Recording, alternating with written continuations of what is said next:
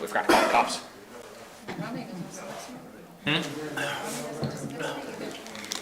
That the jungle then? No, Oh, surprise. that's why we're building it over here. Your house. Bonnie, He you also don't like this bought him a anymore?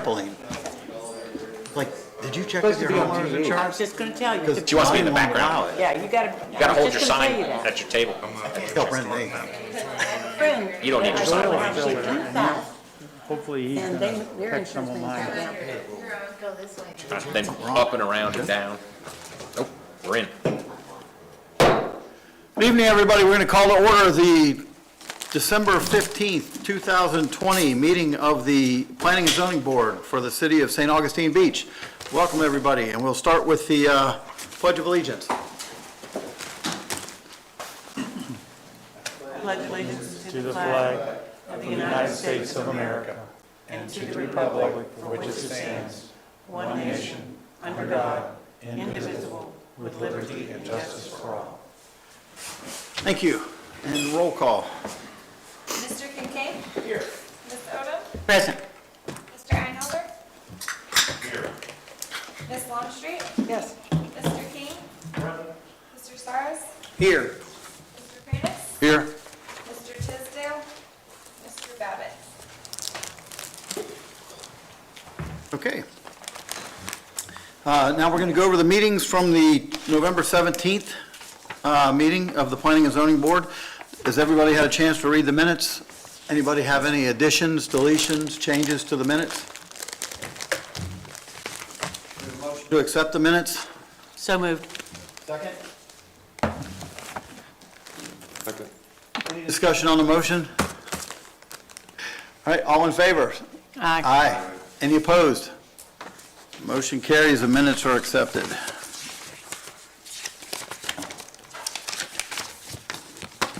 Okay, our next order of business is, Oh, yeah. Our next order of business is public comment. Do we have any public comment for anything that is not on our agenda tonight? Nothing? Okay, we'll close public comment. And our next order of business will be our new business, and Bonnie. Good evening, everyone. Welcome to the meeting. First order of business is a tree removal request to remove two trees greater than 30 inches diameter at breast height, which requires Planning and Zoning Board approval per Section 5.01.02.3 of the Land Development Regulations. The site plan is on the overhead screens. The two trees are highlighted in yellow. The 44-inch diameter oak tree is in the footprint of the proposed single-family home, and the 35-inch diameter at breast height oak tree is in the permeable paver driveway. This tree is also 6 to 8 feet in front of the building wall of the house. The owners are here, and the owner's contractor, Josh Hogan, are also here to answer any further questions. Okay. Any questions for Bonnie? Okay, can we bring the applicant up, please?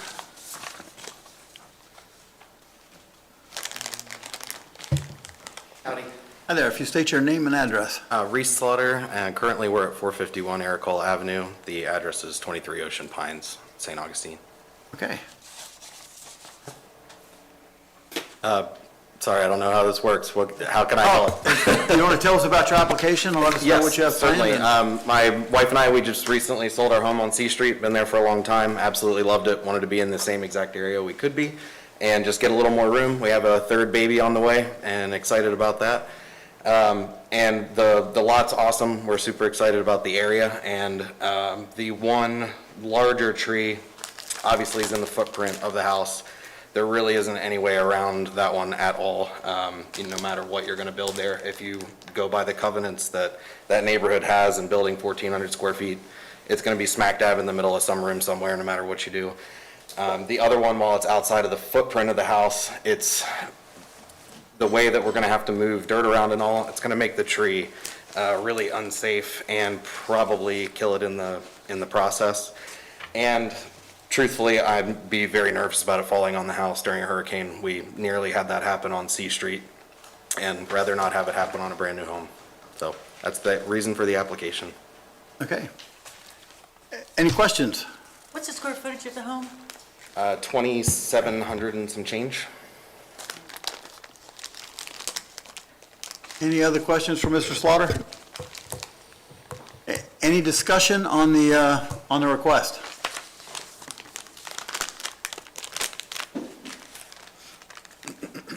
I'll just say, it looks like the one is right square in the middle of the house, and I don't see where you move that one. And the other one, even though it's not in the middle of the house, it's going to be within the canopy, all right? So the house will be within the canopy, which would damage the roots and possibly kill the tree and make it fall on your house eventually anyway. Yes, sir. Any other questions or feelings on the, I request? drove by, and I, as much as I love trees and there's no way to keep them, I do understand that. I do hope that some of the other trees that are around there, that you do, try and keep some of them, like, one of the magnolias and one of the oaks that's there. I hope you try and keep a few of those that are there, but it's understandable that you can't keep those, sadly. Thank you. Yes, it kills me to lose the one, especially the larger one that's in the middle of the master bedroom. It is the perfect treehouse tree, and it kills me that can't stay. I wish I could move it. It's an awesome one, but nothing I can do about it, unfortunately. any other comments? What you can do is take it and take the wood and use it in some, way of honoring it, maybe. Make a- 1,000%, that is the plan, yes, ma'am. Yeah, that would be awesome. And we will do our very best to salvage, or not salvage, but keep anything else we can. I love trees, and that's part of the reason for that neighborhood. It'd make It's a beautiful table. Yeah, absolutely. And that neighborhood, the trees are one of the biggest selling points to me in there. So to try and leave as much as we can would be wonderful.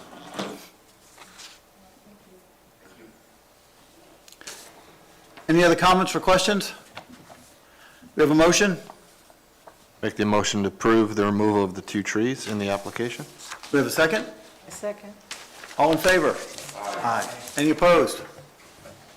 Congratulations. Thank you all very much.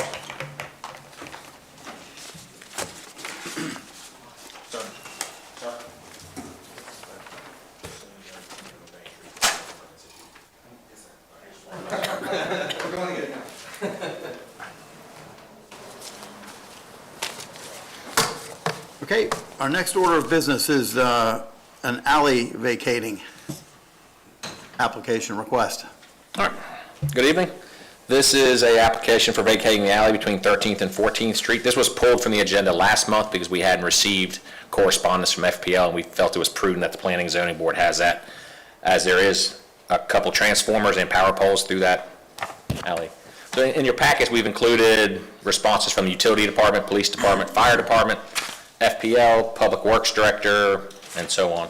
We actually have the Public Works Director here to answer any sort of questions regarding the use of the alley. So keep in mind, this is a recommendation to the commission at the January meeting, where they will make the final decision and then instruct the attorney to draft an ordinance if they feel it prudent. As my memo states, the city would be remiss without a utility easement, and you will find that pretty much a consensus of multiple parties. This alley is also part of the Beachside Diner parking, as you see in the bottom picture. Let's see if we can make it a little bit bigger.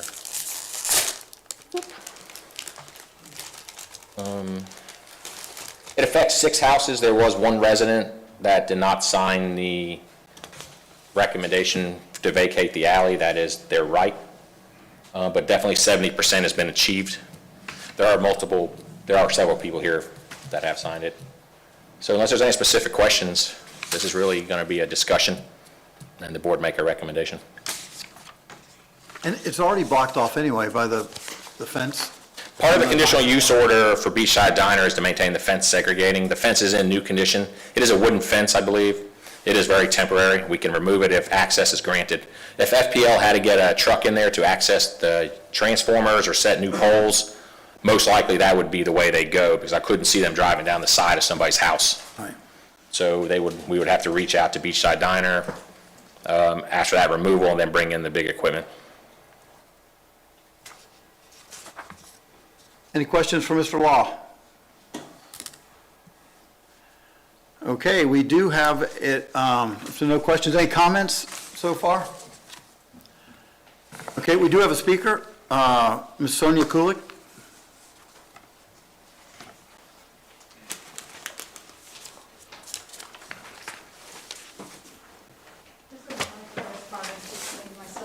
We have it. We do. They made us a copy, but thank you, Sandra. Good evening, Sonia Kulik, 114 13th Street. I'm here tonight to respectfully request that permission not be granted to vacate the easement between 13th and 14th Street for the following reasons. Since the lot behind us at 111 13th Street, 14th Street, was filled and graded 13th Street in November 2016 without the proper permits, and the new home was built at 115 13th Street, 14th Street, we have experienced more severe flooding in our backyard. We're particularly concerned about drainage issues now that both of these properties have installed in-ground swimming pools within the last several weeks, which brings their total ISR coverage to 49.8% and 49% just at the allowable 50% in our median density area. The 15-foot easement that remains between our properties is the low spot. In Mr. Tredick's recommendation to the board, he states that he has no objection to the vacation, provided that an appropriate drainage and utility easement is concurrently dedicated in perpetuity to the city. We asked Mr. Tredick for clarification on this, and this was his response. The city will require a drainage and utility easement which will be the same 15-foot width as the current right-of-way. Owners will not be allowed to place any structures in the easement which block drainage, including walls, planters, pool decks, fill, or fences without openings for water flow or any structures that block drainage or impede water flow. Based on the fact that monitoring the way in which each property owner chooses to utilize their 7.5 feet does not seem enforceable, and it would put the onus on the neighboring property owners to peek over the fence to make sure their neighbors are complying, which does not make for good neighbor relations. Based on the unique and specific recommendations outlined by Mr. Tredick, we request that the alley remain as is and not be vacated at this time. Okay. Any questions for Ms. Kulik? Yeah, Thank you. I got Oh, some questions. So your concern is that you don't have confidence in that the ISRs would be enforced in the neighboring properties, and therefore also more problems with drainage that you already have, right? Correct. Okay. And since you brought it up, I would just wonder if anybody is keeping an eye on 115 14th Street. Because I believe those fences are pretty close to each other. I don't see 15 feet in there. I'm not here to debate that tonight, but since you brought it up. Even though Mr. Tredick has presented a letter here that does show he is aware of the ISR issues and is saying that that will be maintained only as with the fence and just a regular, none of these other things. I mean, this letter is not something you have confidence in? The question of items in the city are generally enforced by complaints. And that puts us in a position that we would have to be the ones to complain, which I would rather not be in that position to do.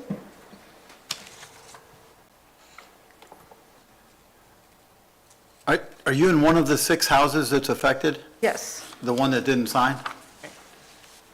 yes, we are in No. that one. Over here. This one is under contract for sale, so we're in this one. This one's under contract for sale. And these are all rental properties. So,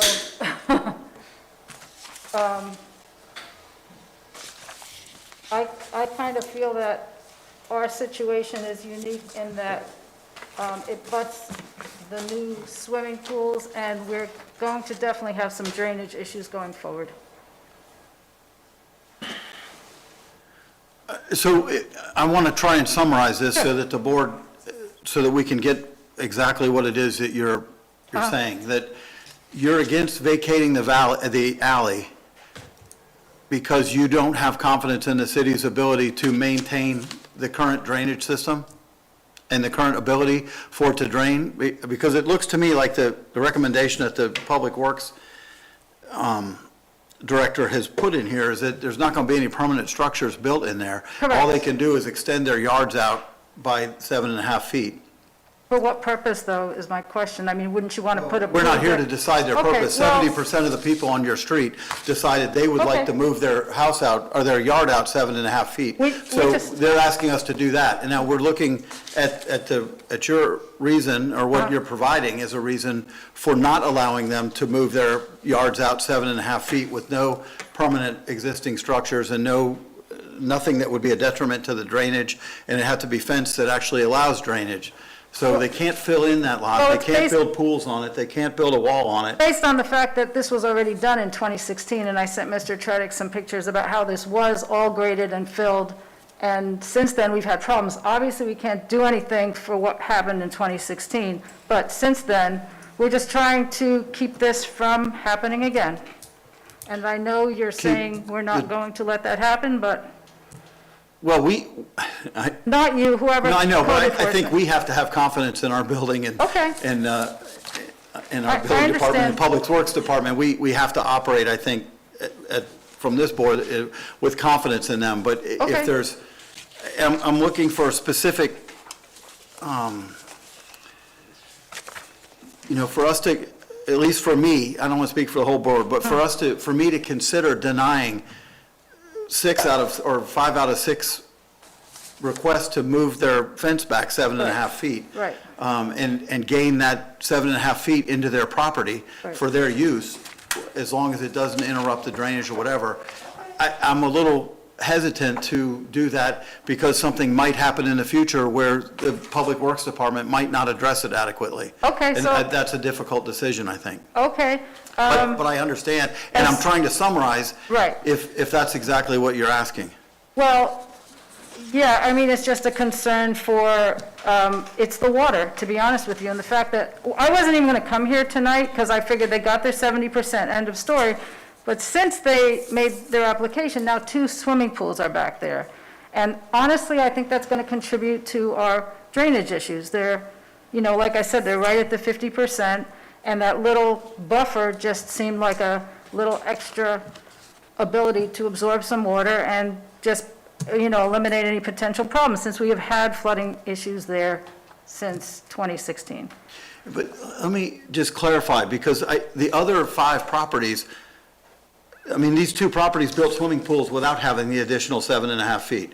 And they can't build a swimming pool in that 7.5 feet, if I'm understanding this memo. But that's So not, the other properties could actually build swimming pools now, and it wouldn't even come here. which other properties? Whatever ones don't have one. Yeah, those are rentals, that's highly unlikely, but that's not really my point. My point is, if you just look at the water issue, because you all were here last month when 6th Street, they were here begging and pleading and crying that there's all these drainage issues, all this water issues, all this flooding, and people just keep on putting these pools in.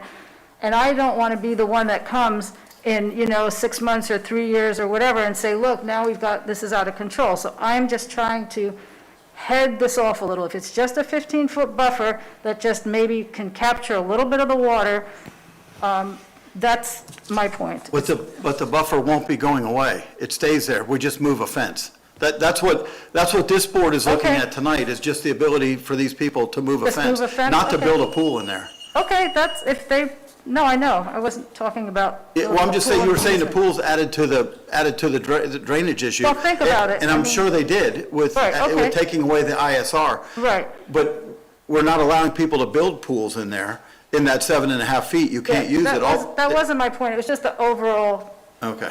structure of what's going on back there. I'm not saying that they're going to build pools, I'm just saying that there are some drainage issues, and it's just a concern, and that 15-foot buffer was just a nice little extra place for the water to go, because it is the low point on that property. That's all I'm saying. Brian, can they regrade that buffer? Can they do anything to it other than move their fence? Usually anything, if the city sees fit to vacate a right-of-way, any kind of development or construction would go through the Public Works Director.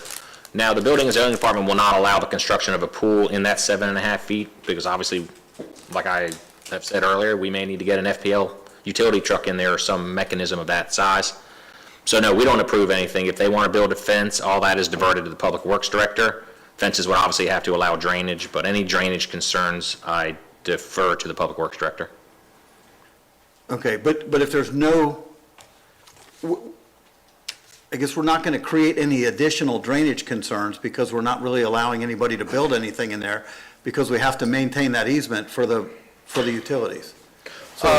Yes, sir, I would agree that we will keep a easement is what everybody's asking, all the department heads and utility companies. The development, if they want to clear it, that's up to them. If they want to do if they want to, grade it, obviously they should be asking the Public Works Director. But the fact is, we do not go in the backyards if we don't have a permit, I'm pretty sure the lawyer will back me up, that would be called trespassing. So if somebody does something inside of a fence line, we don't get involved unless we know it's a violation of something and it has to be a verifiable complaint. Because we just can't go onto properties without active building permits or an application submitted to my department. Okay. But any regrading should go through Public Works. In theory, I don't know what they're going to be grading. I just don't know. We'd have to evaluate every lot, and it's just. Do the pools go through Public Works as well? Sometimes. A lot of times we'll use the LiDAR technology from the county and look at elevation shots and see. We do ask the pool builders if they're going to build at grade and not up 3 feet where it's a potential issue. That's a relatively flat issue. There are 2 permits for pools open right now. I would imagine the shell's been shot, but they're very minimal, and they did comply with the zoning review performed by Ms. Miller regarding ISR.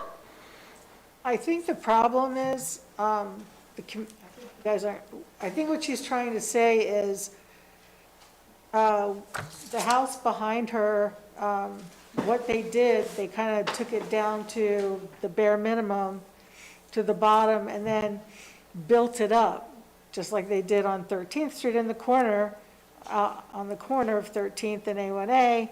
They built it up, and then they rebuilt the house. So it's higher, the elevation is higher than it had originally been. Therefore, when the water is running, it's running back down. It's running into Ms. Kuliak's yard and into that alleyway, which she wants to keep because it helps keep her property dry. Now, if that 7.5 feet comes there, she's worried that they're going to take that 7.5 feet and bring it up to the level of the rest of their property. If they do that, then their 7.5 feet is not going, it's going to be high and dry. So then you're going to have to worry about, instead of 15 feet holding all the water, it's only going to be 7.5 feet trying to hold the water back from Ms. Kuliak's yard. And I think that's what she's worried about.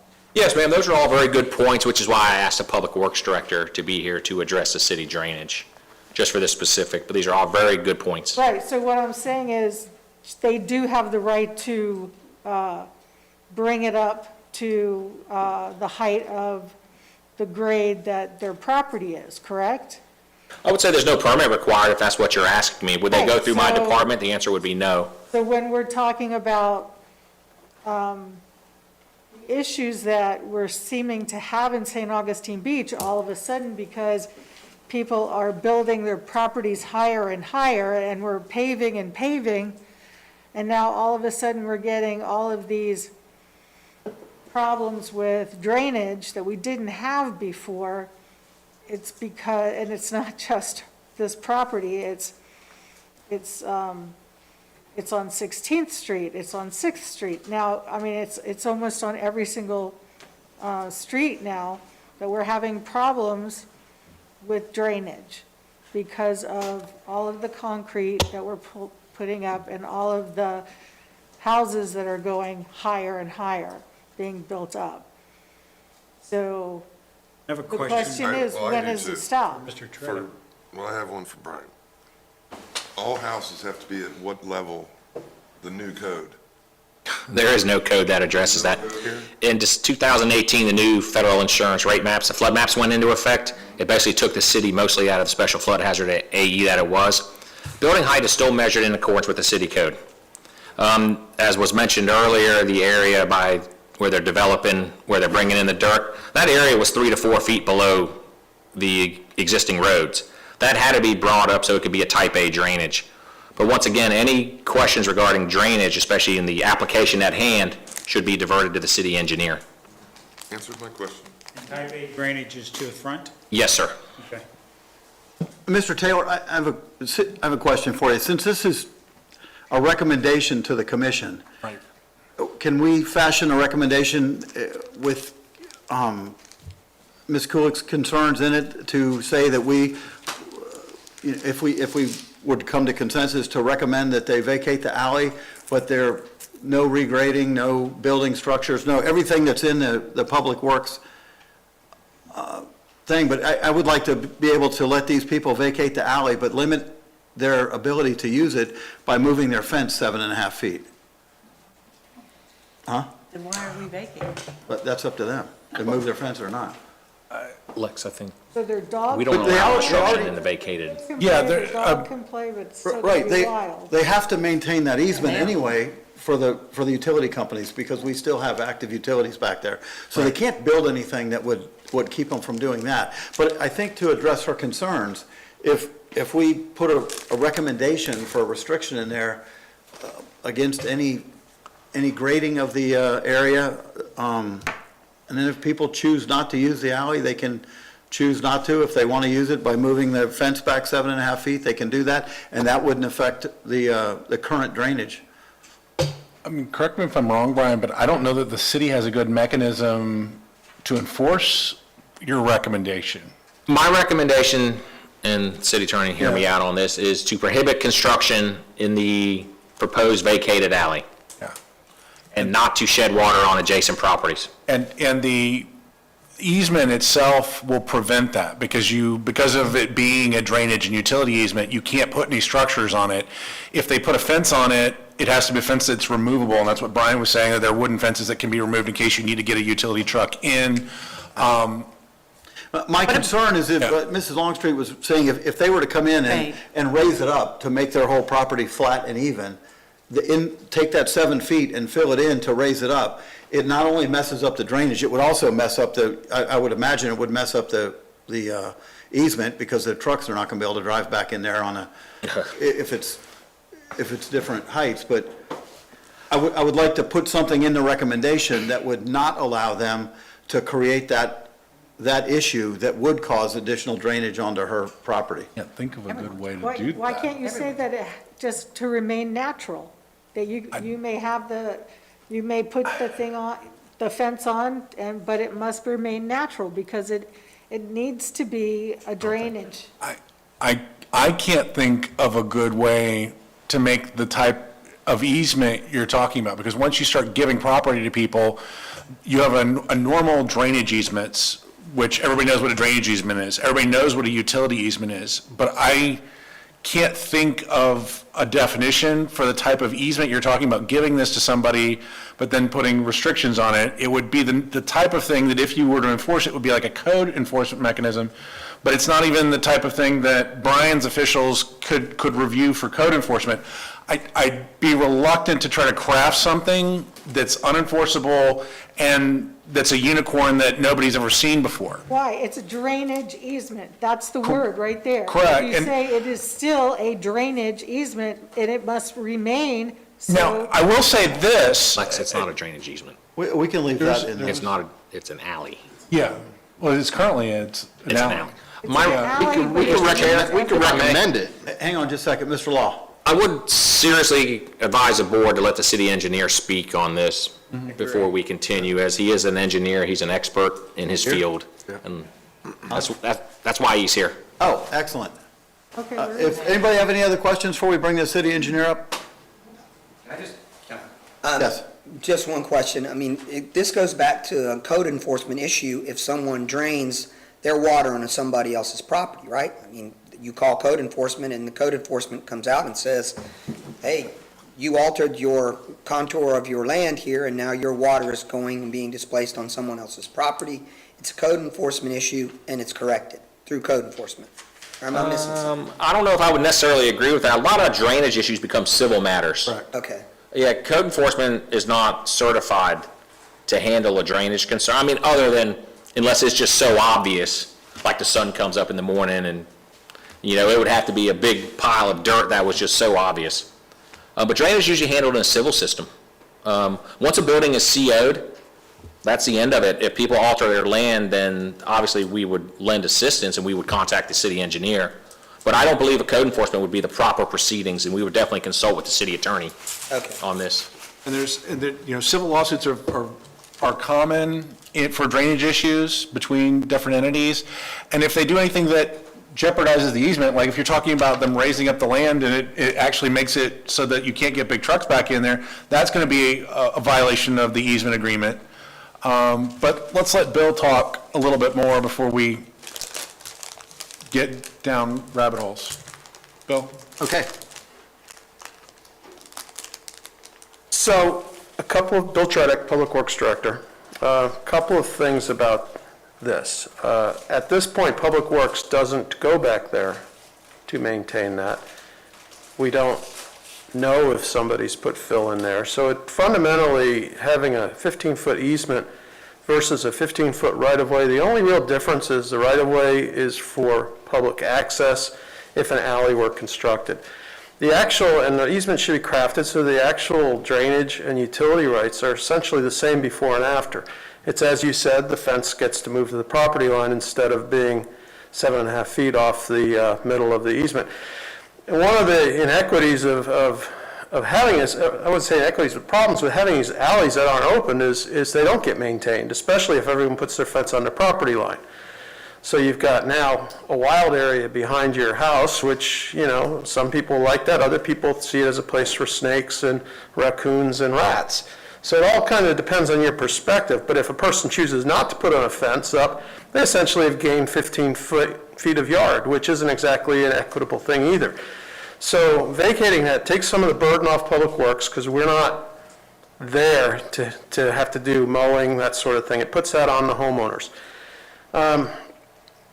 There aren't, to my knowledge, I looked at the contours out there and it's relatively flat. So I don't really see any existing drainage problems. I haven't looked at the LIDARs predates the 2016 lot they're talking about, so I can't speak to that right now. But having that easement gives us the same rights. Now, are we going to inspect this on a regular basis? Probably not. But if somebody's experiencing a drainage problem they haven't had before and their neighbor just placed a bunch of fill on there without our permission, we'll go out there and we'll inspect it. And we will have an illegal right to go on the property on the easement to inspect it.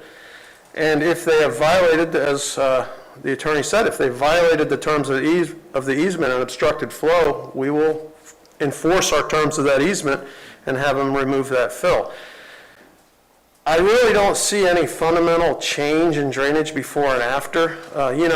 People put fill in rights of way too at times to regrade their lots. And I'd be hesitant to put any kind of restrictions that say leave it a natural area, because people do have a right to maintain their yards, and leaving it natural is probably, potentially at least, creating a nuisance that people may not want.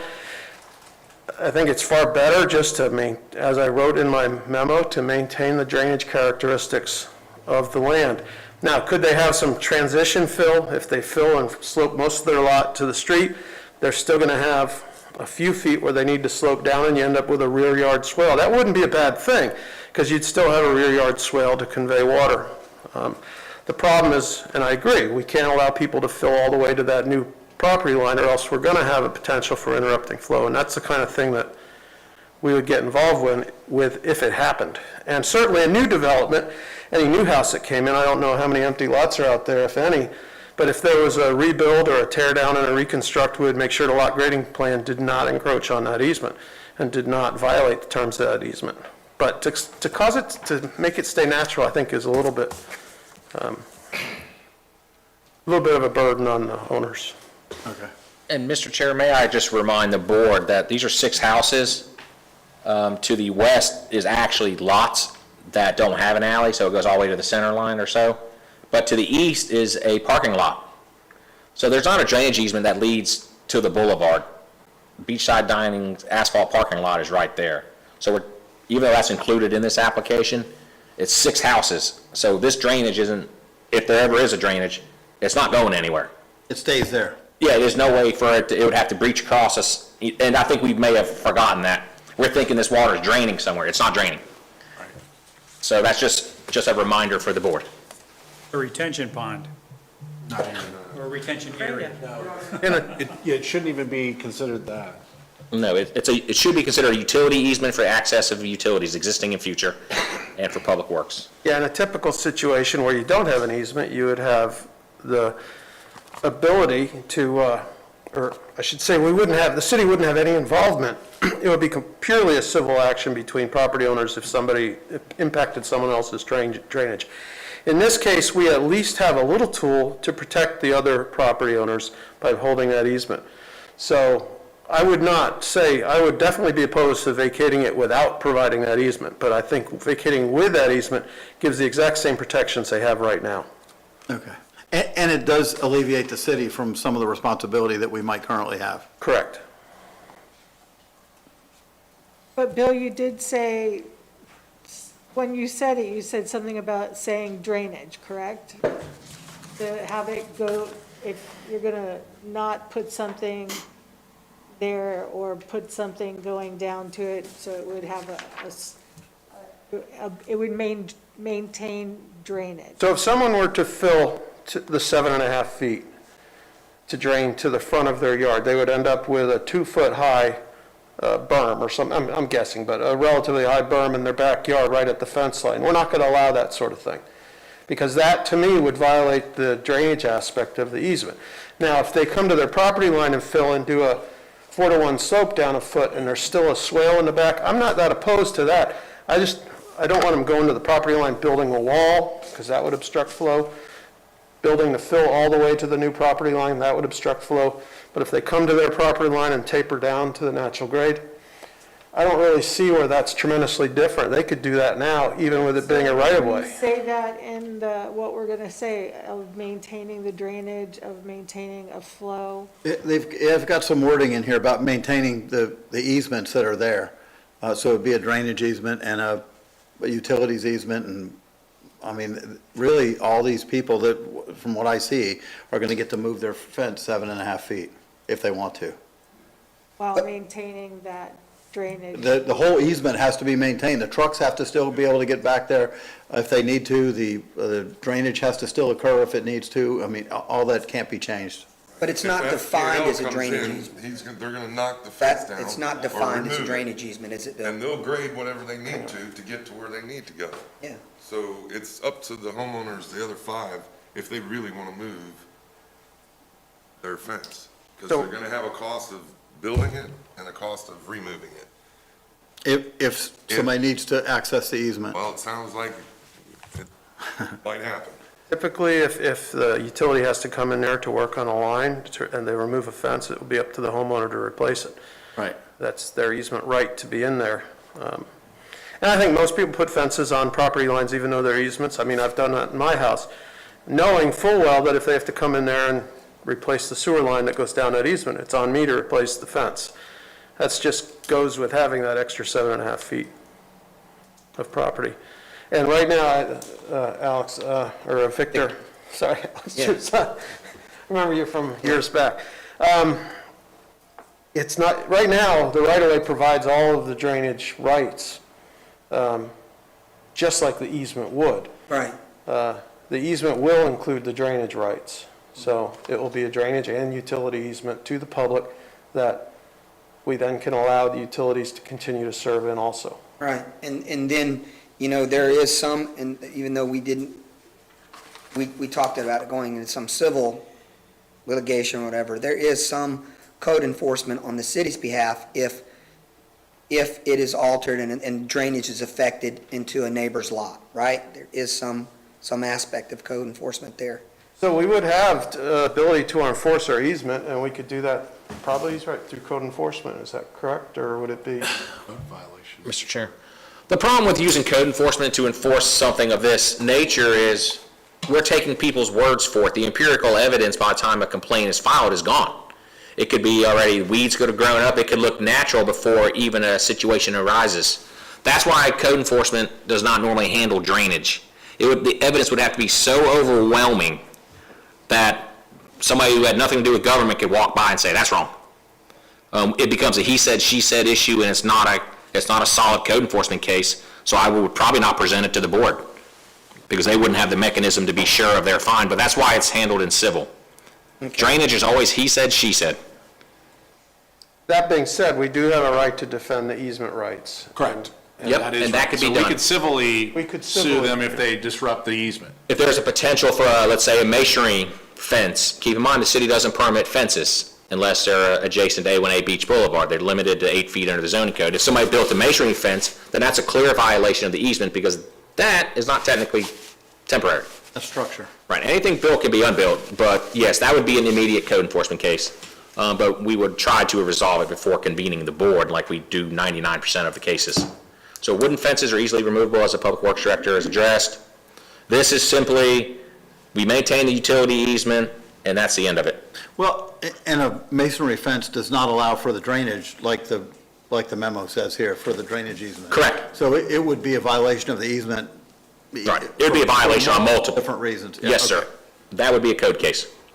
And if we have the easement rights, we would be able to remove that if they're non-compliant too. Correct. So if somebody puts something in, be it fill, be it a fence, I would think we would have the right to remove that, to restore it to its previous condition and actually charge that person for that cost. Get damage and easement, or you get charged. So we do have the mechanisms to ensure it.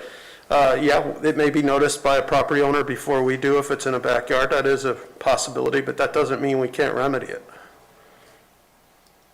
Okay, thank you. Any other questions for Mr. Tradick? We have any other speakers?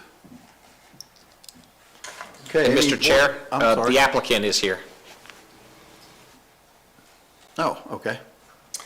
I'd introduce myself. I'm Kyle Morn of 111 14th Street. Wanted to introduce myself to the board, speak to this. You know, I would echo Bill's comments. The lot is fairly flat right now. The house that we live in, the one being directly behind Sonia that she discussed, was built in 1956. I don't want anyone having the impression that it's up high on a hill and that we have any intention of regrading the property to create a bigger issue for them. I think the flip side of kind of all of this is we're only really interested in being good neighbors. I feel like this has somehow driven a spike between us and Sonia and her husband Lonnie, and that's not really our intention. You know, I think when we moved into the property and took possession of it, which was not in 2016, was in the spring of this year, and started understanding what was going on in the alleyway in terms of it being unmaintained and something that the city typically just kind of looks the other way on, is what really started my process in terms of going out to the other neighbors to see if this was something that they would be interested in. I completely understand and am sympathetic to, you know, Sonia and Lonnie and their interest in the drainage and not having their property flood out. The reality is with the elevation of our property as well, like if they have a major flood event, so do we. You know, when we had major floods on September 27th, that had 5 inches of rain on that Sunday and there was 2 feet of water on the boulevard, we were in the same boat, they're in the same boat. It's those big rain events that are issues, it seems like all over the city. So happy to answer additional questions or kind of what's led us to this process. We've spent a lot of time, I would say, in terms of discovery with FPL and making sure that they were comfortable with doing this. We actually, you know, per my recommendation to Brian, delayed this a month just to make sure that we had all of our bases covered. We're not interested in doing anything here that, you know, doesn't, you know, fall in line with, you know, what the ordinance is and what we're trying to achieve here. So, like I said, I think, you know, we just want to be good neighbors. We don't have any plans to bring in fill. In terms of the coverage with the pool, that's the guideline for the city. We are complying with that. In our particular case, I don't know that it was significantly increased. Our backyard was actually a driveway before, full of pavers. We're actually just reusing the same pavers that we had before. So there's not a huge difference in terms of our coverage footprint there either. We haven't gone to any, you know, depth or extreme to try and have our property regraded to throw water at a neighbor. That's just not who we are. So I wanted to at least get that out. And you understand you're comfortable with the restrictions that we've talked about tonight? That 100%. I think for the most part, you know, and I don't want to speak for people who aren't here, and certainly, you know, Mr. Derek Pete's here, who represents 2 of the lots, and Gabe's here as well. You know, I think our interest is fairly straightforward. It's unmaintained by the city currently. We'd like to be able to maintain it. And it, you know, it represents just consistency with the rest of the street. Like Brian said, the rest of the street just keeps going, the power line just keeps going. Like, we just want the lots to look like the rest of the lots on the street, and there's a process in place through the city to do that. We submitted the application, I went and got the petition signed off by, you know, the majority, 86% I think we're at right now, of the abutters who, you know, are interested in doing this. I don't know that any of us have any plans of doing anything in the alley. Like, I'm not trying to put a shed in there, I'm not trying to. Partly a no man's land, right? You can't access it from either end? No, it's no man's land, and I think, you know, to Sonia's point, and I think it's, you know, it's valid that she brought up the pool thing, but in reality, if we wanted to pitch or do something like that, we would have waited till we tried to get this through and then did the pools, because we could have brought the pavers up to the property line. Actually, we could have technically brought it beyond that, maybe, so. Technically, decks, just for the record, have to be 2 feet away from the property line. And they can't be a structure within the 7.5 feet? Correct. No, in this case, if the alley is vacated by the city commission, pavers are removable, no doubt about it. Concrete, not so much removable. That would be an issue. But once again, once their permits are done, decks under 12 inches do not require permitting or zoning. There has to be 2 feet away, and that's straight out of Chapter 6 of the Land Development Code. And they don't count as a structure? No, they're not a structure. Because they're removable?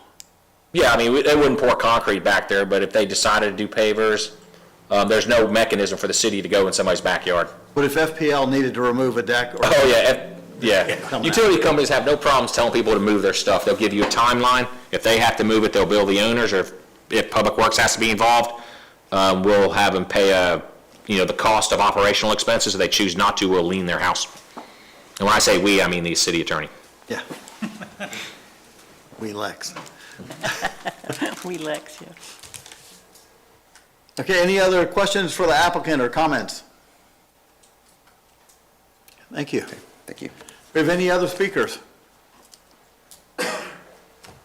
Okay, we have board comment. I like what Mr. Tredick said on his thing of, where it says that homeowners can, we would allow the fences to be put up, but the use of the property would be limited to activities which do not impede drainage. And if this goes through, that's what it should read, exactly what Mr. Tredick says. Do you want to make a motion? I'd rather someone else make a motion. Well, let me try to capture that. Let me help a little bit. Okay.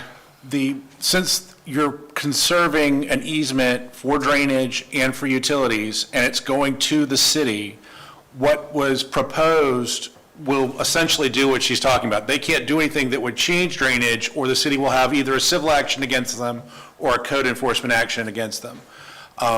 So it's sufficient to just preserve a drainage easement, because they can't do anything back in there that would compromise the city's ability to put in drainage back there if they ever decide they want to or need to. And that'll effectively be about the same thing. I think the nuanced difference in my head is if somebody wants to resod and they want to level everything out, that's going to be permissible, and there's not going to be anything anybody can do about it, and they probably shouldn't, because it's usable land, and it still allows the city to go back in later if they need to add drainage in or change drainage.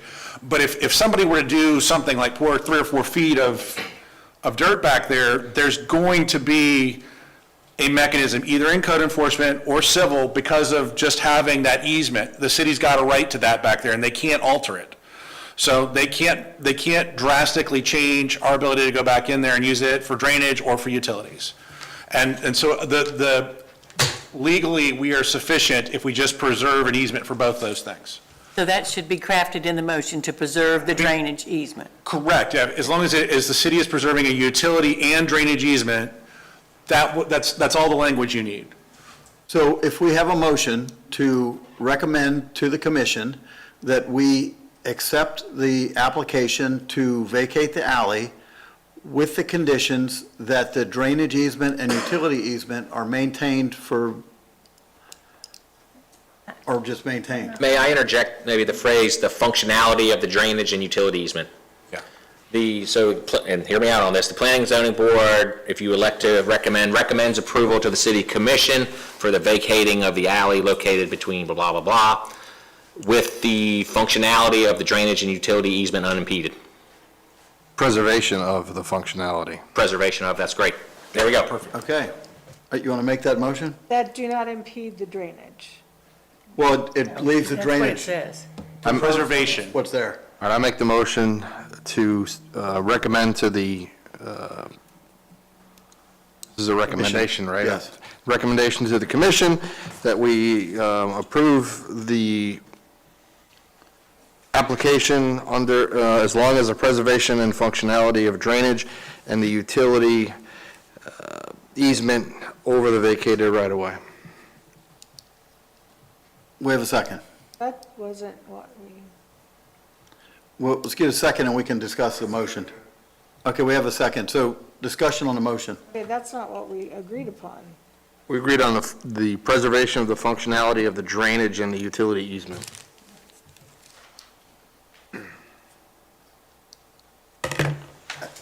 That was what Mr. Taylor said, that was only necessary language. Yeah, that's all you're How going would to you need to change do. It would say what you are What you're asking. trying to do, if you preserve a drainage easement, and they also need to preserve the utility easement for Florida Power and Light, but if you preserve a drainage easement back there, it will do what you're functionally trying to do. If they alter anything substantially, the city will have a civil right at a bare minimum to go back in there and enforce that drainage easement. Can you read that back to us? We don't provide that level of service. We're not court reporters. It doesn't work like that on our software. Let's write this down. Chris, say it again. Go ahead. We recommend to the commission to move forward with the application to vacate the right-of-way with the preservation of functionality of drainage and utility easement over such vacated right-of-way. Hang on. Move forward and grant the Right away. Well, it used to be It's a vacated, it's an alley. Oh, it's an alley. It's a vacated My alley. recommendation is to substitute where right-of-way was mentioned for alley. Yeah. Okay. Preservation of the functionality of drainage and utility easement over the vacated alley. Okay, that's faster than I can write, but that's fine. Ms. Longstreet, did you have anything you wanted to add or take away or change in that?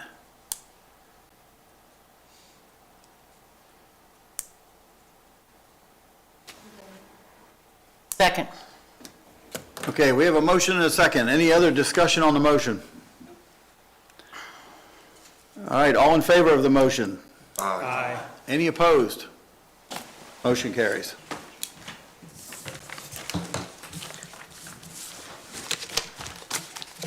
Good discussion.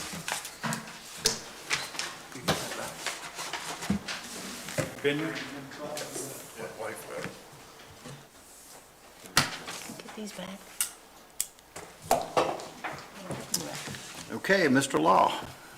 All right, next item is a conditional use 2020-05 for Island Donuts located at 400 A18 Beach Boulevard. As everybody is aware, Island Donuts is up and running. We have received 0 complaints. Unfortunately, their conditional use permit is set to expire February of next year. It's a recommendation of the Building and Zoning Department that we extend or renew the conditional use permit for at least 10 years or longer if the Planning and Zoning Board agrees to it. And keep in mind, this is a recommendation to the City Commission for the January meeting. Okay, any questions for Mr. Law? 10 years. Yeah. Because if there's any complaints, it's handled through code enforcement or the police matter if it's after hours. If it's the same ownership, there's no difference. Now, if it's a change of business, let's say it becomes a sandwich shop, then obviously they'll have to apply for a conditional use permit again. If it changed to ownership, then we can reevaluate. As if we've had no issues with this business, we see no reason for 3 years or 5 years, but it could be lifetime of ownership in business. And we are Been okay through with a that. summer with them either. We haven't been through a summer with them. This is just our open either, so- recommendation, ma'am. You No. can do anything you want. Just a comment. When we first approved the conditional, how long was that for? Was that 2 or 3? Two? Oh, wow. 2 years. Construction took a while. This was a unique parcel with floodplain management. And then obviously COVID didn't help. But it is up and running. Okay, any other questions? Mr. Law, so if I heard you correctly, it doesn't matter how many years we give it, honestly, because it's going to be maintained by code enforcement or the police department. So it'd be maintained, and if there's a complaint. Within the restrictions, though, that it maintain the same business Right. and the same Right, ownership. I got that, but. Okay. But what I'm saying is, if we gave them 10 years, and we kept having complaint after complaint after complaint, I'm just, this is just a, Right. could we take the conditional use away? I believe the city manager reserves the right to remove a business tax receipt. Obviously, the evidence would have to be overwhelming and every other avenue exhausted, but that is possible. Without a business tax receipt, they couldn't function in the city as a business. Okay. So the city manager does have that power. Okay. Thank you, that helped me. You're welcome. Any other comments or questions for Mr. Law? So we're saying 10 years with, except if the business is sold, the 10 years does not go with the business. That's definitely your decision to debate, but our recommendation is if the business sells and it changes its venue, that they reapply for outdoor dining, and that's what we're here for. Right now, we're going to issue a conditional use, possibly a renewal for outdoor dining at the Island Donuts. That has had no complaints or issues since they've. Zero been open. complaints, outstanding compliments, though. Huh? It hasn't been open that long, so hasn't had time to get in trouble. So, okay, any other comments? Questions? How do we, Could we have board discussion? I'm sorry? Some board discussion? Oh, sure. I'm fine with conditional, I don't know about 10 years. I would do 3 years, so we're showing that we have faith in the business. So before it was 2, now it's 3, and make it non-transferable until we actually go through a full season or a couple full seasons to see the impact on the neighboring community.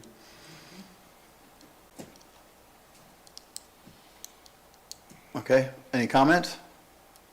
I like Saying that. 3 years? I mean, 3 to 5, I'm not. Somewhere in there, 10 arguing is I a lean little towards excessive. 5. I would say 5. That's what we did with Sunset Grill, and they've been here forever. We didn't give them 10. Right, they're established. What does this coming before us cost them? For more than 2 months. What's the cost of this, $310? $310. Keep in mind, several months ago, you did issue it's a little different scenario because it is Aquaterra. You basically gave them a conditional use to the end of their 10-year lease. And I'm just bringing that up as a reminder. I'm not trying to steer the board. No, but they've been here for a while. Yes, ma'am, that's why I said it's a different scenario. We've had them, no, I mean, nothing against the donut shop. I think it's going to be great, but we haven't gone through a summer. They've been open 2 months. Yes, ma'am, And as we've Mr. had Pranis. COVID and, so. As Mr. Pranis said, if you, whatever years you decide, I would recommend the non-transferable. In ownership and the type of business, though, right? I would think non-transferable would include ownership and type of business. Yeah, I mean, it's. If they Just, decide donuts isn't getting it. if it's just to kind of go down the rabbit hole a little bit, if it's a corporation, if they sell the corporation, but it's the same corporation, that's not a change in ownership, and generally speaking, they'd be doing the same business function out of it.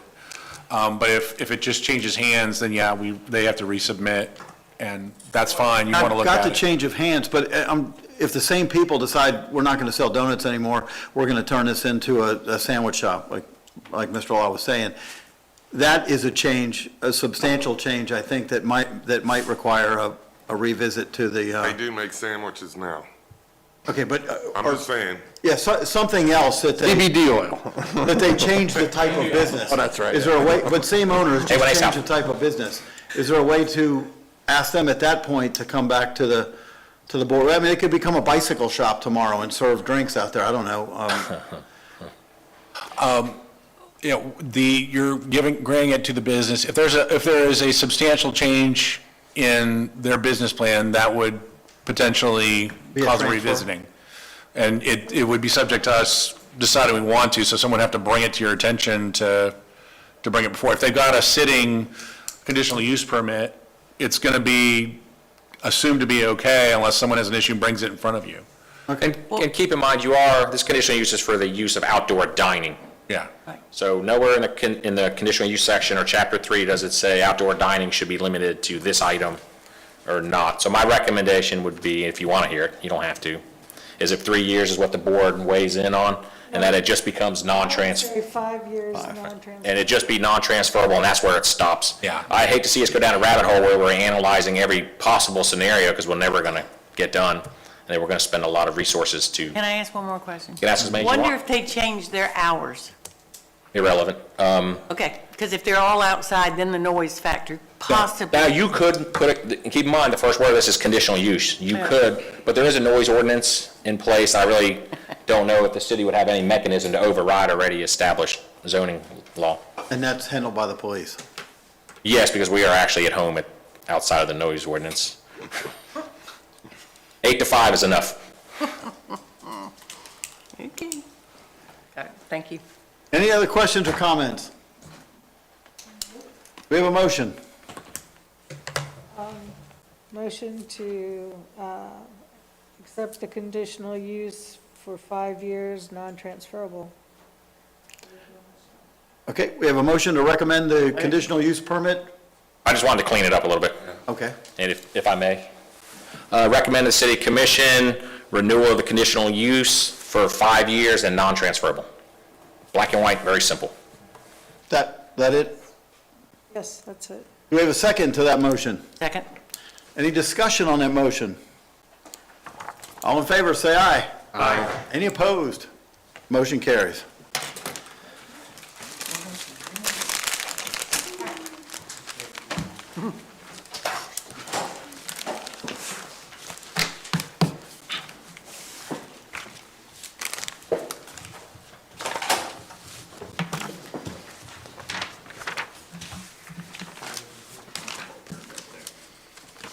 That requires a special permitting. Correct. Yeah, they could do it. And then you would maybe have a chance to come in and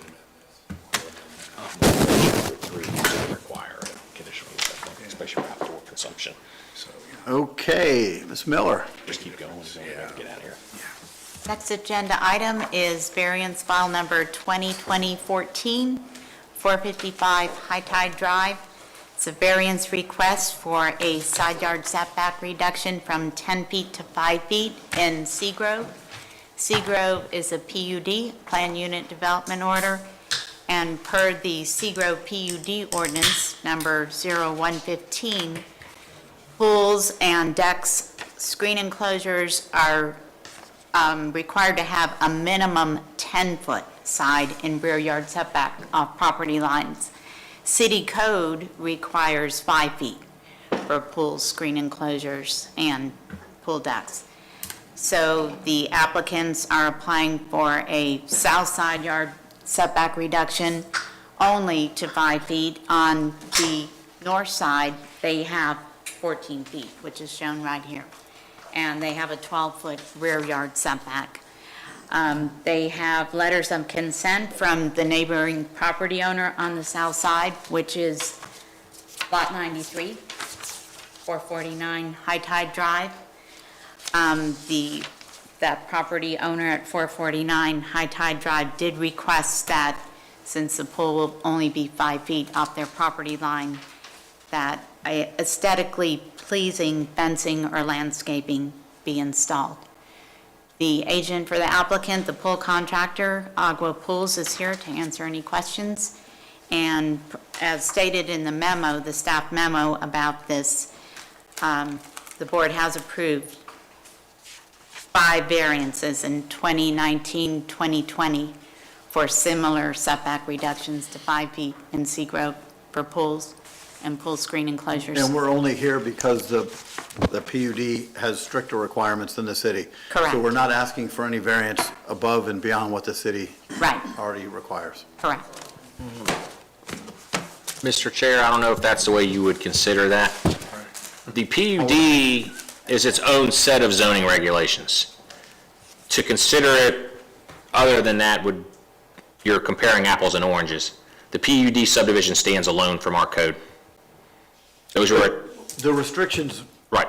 requiring the pool setbacks are more stringent than ours. Correct, and that was designed at the initial development of the subdivision. I just want to, that gets a real tricky slope right there.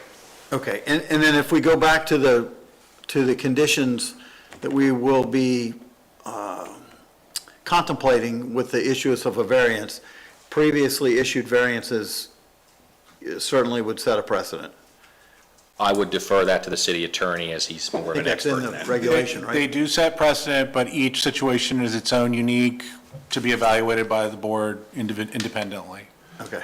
But yes, you're supposed to take that into your total picture Right. since you've done it before. And Bonnie, you said we've done 5 between 2019 and 2020? Yes, the board approved 4 variances in Seagrove in 2019 and 1 earlier this year in Seagrove. So this would be the 7th one in 2019 to 2020.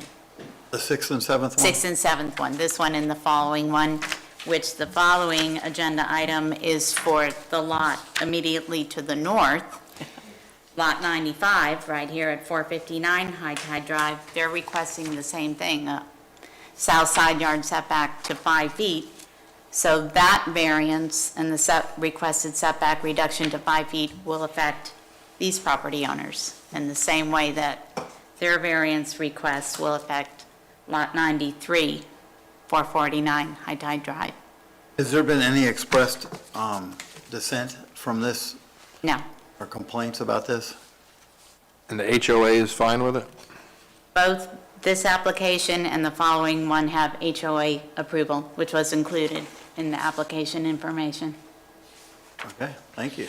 You're welcome. And just for clarification purposes, I'm seeing the approval from the ARB from Seagrove. They established the PUD for the 10-foot setback, but they've approved the 5-foot setback, right?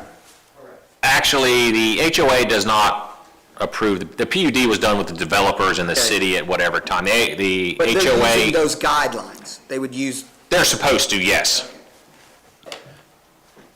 And they're not approving, but they are agreeing with the variance request by, they've approved it here. Your request was approved as submitted. The They've ARB approved- of Seagrove. Yes, sir, they've approved the contrary of their own codes, which means they know about it. but that doesn't give them the right to build with that approval. No, because we have to enforce the PUD, like I said, with any kind of PUDs, we close our local zoning code and we go to the PUD documents. PUDs are like a standalone country. Okay, so that HOA is basically, that approval is supportive. It's saying they'll have no issue, but HOAs, ARBs, PUDs have no authority over me. Right. I don't answer to them. But, so they're supportive in nature, not an approval per se. They say they have no objection to the pool at 5 foot based on the submittal documents. Okay. They have no issues with that. So it is a big plus for the applicant. Right, which they could. They can come back and say, we're not fine with that. Right, and that would be, yeah, something to consider. Well, hang on, any other questions from the board for the city? Okay, if you representing the applicants? If we can have you come up and state your name and address? I'm Carmen Paulitz. I work for Agro Construction, Agro Pools. We will be contracting the pools, and we actually already have contracts with both of these addresses. On Lot 93, to the south, her house is actually 10 foot in off of her property line, so there's actually like 21 feet between that pool and her back porch. On Lot 95, 459 High Tide, he's a landscaper for Seagrove. So they've all gotten together. We're going to have one entry. They're going to discuss and agree and replace all the landscaping, and the drainage is excellent. It's wetland conservation area behind all 3 lots. The drainage is very, very good. We're not building any of the pools up off the ground or anything, so drainage is not going to be an issue at all.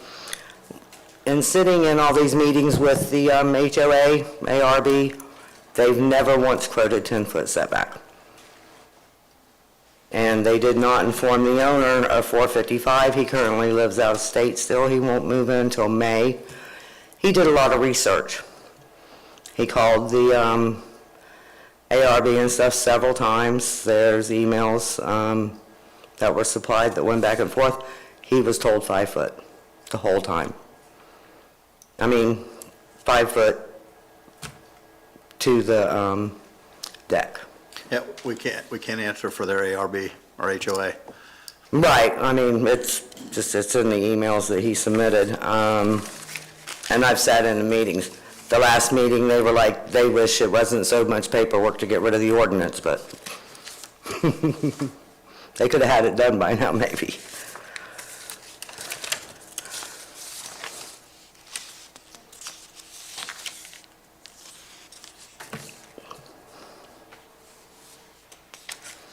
I think that's all I can mention. Those would be the only 3 lots that would be affected in any way whatsoever, and of course, there's nobody behind them or... Okay. Anybody have any questions? Any comments for the applicant? Thank you. Any discussion amongst the board? Really? Do we have a motion?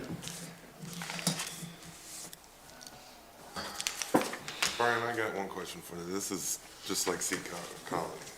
Sea Colony is actually low-density residential. They're subjected to the city's land development regulations. We have very few PUDs contrary to what HOAs and ARBs have been thinking since their inception.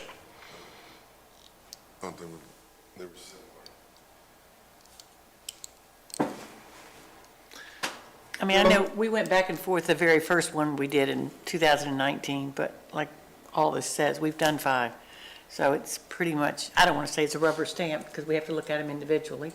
I understand that, but I don't have any objections. We've had no complaints from the other 5 we've done, so. And nobody complaining about these No. 2 applications. Do you have a motion? I make a motion to approve the variance for the reduction of the, can we do them both at the same time? We have to do them They individually? need 2 separate Okay. votes, but you can just say, I want to do the same thing for the next one and have a Okay. separate vote. To approve, I'd like to make a motion to approve the reduction of the setback requirement of 10 feet to 5 feet on lot number 94. Second. I second it. We have a motion and a second. Any discussion? All in favor? Aye. Any opposed? Okay, do we have another motion? I'll make the same motion to reduce the minimum setback from 10 feet to 5 on lot number 95. And that's it. Can I just, there was somebody I got confused now, one of the 2 asking for appropriate fencing and asking for, because it's closer, can we add that into the variance? Just to remind the board, I believe one applicant came back 3 times. So we approved it, well, they couldn't build what they asked for, so they came back again, and they were supposed to do a 48-inch tall fence with 54-inch latch. Well, a couple weeks later, the applicant wanted to put a screen cage in, which is also limited to 10 feet. So maybe if the board sees fit and the city attorney has no problems, you can approve the variance for a reduced side yard setback from 10 feet to 5 feet and the appropriate barrier protection associated. I'll amend my recommendation there, or my Was that motion. for both of them, or for one of them, or? Well, both of them will have to have the appropriate barrier, right? They either have to have a fence or a screen enclosure. Okay, so amend Yep. them both? Yep. So we need to have a official vote on D for, like, re-vote on that one. We're going to re-vote on the first motion for lot number 93? Four. 94, I'm sorry. Lot number 94, to amend the original motion to say that we'll recommend we'll approve the variance for the reduction from 10 feet to 5 feet with the understanding that, with the requirement. Let me throw this one out there. Okay. To approve variance 2020-14 for a reduced side yard setback from 10 feet to 5 feet for a proposed in-ground swimming pool and appropriate barrier protection. Okay, that's the motion. Will that include a screen? Fence or screen enclosure. All right, let's re-vote on that. All in favor? Aye. Any opposed? Okay, next motion. Same. Same motion with a different lot It's number. to approve variance file 2020-15, 15. Bonnie, for a reduced side yard setback from 10 feet to 5 feet for a proposed in-ground swimming pool and appropriate barrier protection on lot 9-5. That's your motion? I accept that amendment. Do we have a second? We have a second? All in favor? Aye. Any opposed? Okay. That motion carries. Need a pay raise.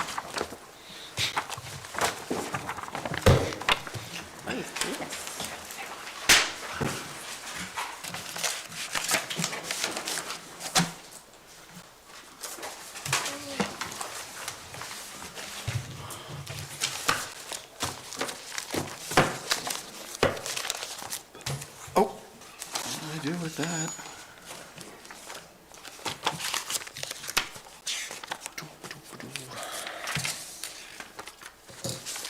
Okay, our last item. All right, ordinance 20-15, as the board is aware, any changes to land development code requires the recommendations of the Planning and Zoning Board. This is several code changes in one. A lot of this is housekeeping, such as the occupancy permits. Those haven't been in effect since the 90s. This in no way affects the transient rental program, which is great. But if you follow this existing code from a long time ago, basically we'd have to regulate every rental in the city, and there's no mechanism for it. There, as Bonnie can attest, there hasn't been a permit issued since in the 90s on it, from what we can find. So our recommendation, and the commission has agreed to remove that entire section and reserve it for future use. Do we want to do each one individually, or just go through the whole spiel? Let's go through the whole spiel, and we'll see if people want to break it out and do it individually. Definitely. Or you're just going to... You can ask me any question you want. You can stop me whenever you want. On that one, didn't we, and does this apply to a rental that, I don't know whether it's if you have someone that rents the property and it's got 3 bedrooms, and should it not have more than 6 people in there unless they're related? Is that... That code, not only is that code unenforceable and a remnant of old school government, I would find that the city attorney would stop me Okay. from enforcing anything of that magnitude. But I know we had something like that Was something in that, I don't know if it's still in the city code or not, but this is just an outdated code that's just never been removed. That'd be like a code enforcement thing if there was a problem with a rental? Well, yeah, anything like illegal transient rentals, just so No, I'm talking about a long-term rental that they've got the house full of people that aren't related. what would come up first would be a parking issue. Okay. But as far as relationships, I'm not going to ask who's your father or mother. I know we because- did that in yeah. Seagrove one time. It's been many, many years ago, but we did. Yes, Okay, ma'am. That was what, if this is what But that was applying. I would think parking would become a very adequate Yeah, indicator. 3-car garage, you could pretty much get, Yeah, get 3 cars in there well, plus driveway. that's okay, moot point, thank you. All right, well, moving on. Impervious surface ratio. As you know, there is a medium-low, well, if you don't know, there's a medium-low density residential sector of the city. It's basically west of the boulevard. It just is regulated the same as medium density. However, you can't have multifamily buildings in there. That was the provision of that creation. With the adoption of the comprehensive plan, it is now regulated and listed in there, so this is just identifying it in the table as a medium low-density residential. It's not a change to anything. It's just housekeeping. Okay. Next on is unsafe buildings out of the Land Development Code. When I first got here, things were referencing the codes from the 90s. It wasn't updated, so we moved fast. If you recall, my first year, we were doing significant changes every month. We referred to the 2017 Florida Building Code. And, oh, just so you know, you are the Board of Adjustment and Appeals also of the Building Code. That's been in the city code for a very long time. Due to small jurisdictions, we have no other mechanism. The code board can't serve in that capacity, as if there is a code case, so they can't weigh on both sides. So we're recommending we shift to the currently adopted Florida Building Code, which changes approximately every 3 years under state statute. No big changes there. The code in section 11 for the municipal code board had referenced 5 members and 2 alternates. That's a violation of state law, given our occupancy of the city. This is just keeping all the codes up to date. This one from a long time ago, whenever the city exceeded 5,000 people. Part of the code was changed long before I got here. This code was not. And then we also changed the meeting times to reflect as it's written in the Planning and Zoning Board. The 4th Wednesday of each month, we got rid of the time unless otherwise ordered by the board. Code enforcement cases can be very fluid in nature, and we need to be able to move with proper advertising. So that's a summary of the changes. Okay, any questions for Mr. Law on any of the changes? Is there any desire to separate all these changes and address them one at a time? Any comments at all from the board on any of the changes? No. Any motion from the board? Then this motion would be to recommend? Recommend approval or denial. I recommend approval. We have a motion to recommend approval to the board Yes, of all of the items. all of the items. Do we have a second? Second. Any discussion on the motion? All in favor? Aye. Any opposed? Okay. Is there any, thank you, is there any old business? Well, now the donut shop's Is out. there we're any used to it. board comment? Okay, before we adjourn, this is our last meeting of the year. So I'd like to ask or to encourage everybody, have a Merry Christmas, Happy New Year, Merry Holidays, Happy Holidays, whatever it is you celebrate. And everybody be safe, and we will see everybody in January. Yes, we will. January. Motion to adjourn. So moved. That does not need a second. All in favor? Aye. Any opposed? We're adjourned. Thank you. Great job, Bonnie. You make it look easy up there.